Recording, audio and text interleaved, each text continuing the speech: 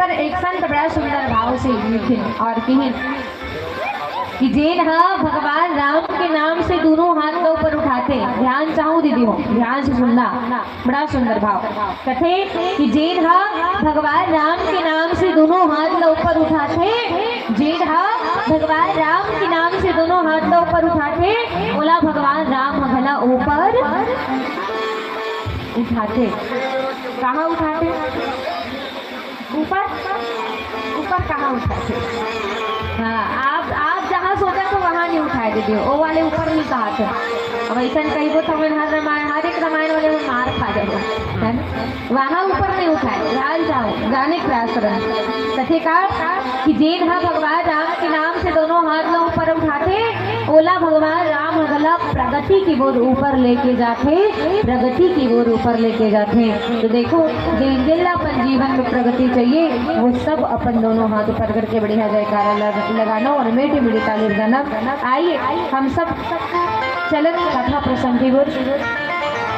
माता सबरी जो है भगवान राम की दर्शन पैस और अपन जीवन कृतार्थ करे और कथे कि कंद मूल फल तुरस अति। ये कथा प्रसंग दोहा है जिनमें माता सबरी जो है भगवान रामला बड़ा ही प्रेम भाव से कंद मूल फल खिलाई और भगवान राम खाते ही वो कंदमूल फल के गुणगान करे बर लगे कि इन कंदमूल पर सुरस अति दी राम कहवानी, प्रेम सहित प्रभु खाए बारंबार बुखाए।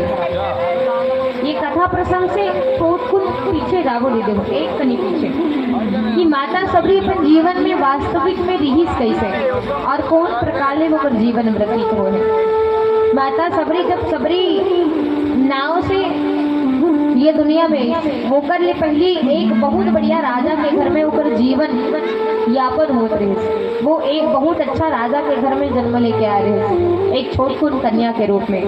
और वो राजा के घर में जब माता सबरी गई तो होकर नाव पड़ी से सामवती, सामवती माता सबरी के नाव। और जैन अच्छा खासा राजा के घर में जन्म लेके आई।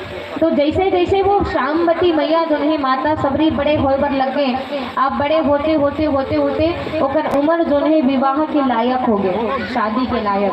आज हम भी देखे एक लड़का अच्छी बड़ से कटका दिन में अच्छी बड़ हो जाते, अच्छी बड़ से वो कत्ते बड़ हो जाते तीन पता नहीं चले रहे हो। कथे ना नौनी पीला मन पोंगुआ बाढ़ते से कहे बाढ़ते ना नोनी मन पोंगुआ। अब आजकल तो सब वैसे छनौनी लगे बाबू, सब हाइब्रिड है ना, एक कहीं बाढ़ी ब्याह करा के हो जाते। वैसे माता धीरे धीरे धीरे धीरे ब्याह करे के लायक कोई धीरे हो तब ओकर पिताजी जो है बहुत ही अच्छा राजा, और राजा घर में कुछ भी चीज की कमी नहीं रह दी हो, न धन के, न दौलत के, न महल के, न तारी के, कुछ भी चीज की कमी नहीं। तो राजा सोचते हैं माता सामवती के पिता कि अब मोर बेटी बड़े हो गए हैं, विवाह के योग्य हो गए हैं, तो काबर नहीं मैं कर विवाह करवा।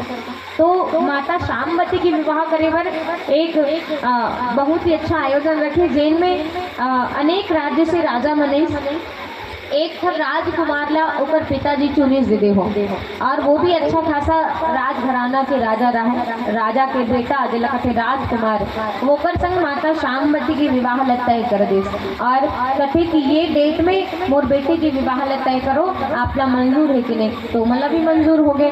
तो ये प्रकार माता सामवती की विवाह जो है तय हुई, और तय होए के पश्चात जब विवाह के समय निकट आते गिस तो माता सामवती की पिता ला बड़ चिंता दे हो। का बात के चिंता?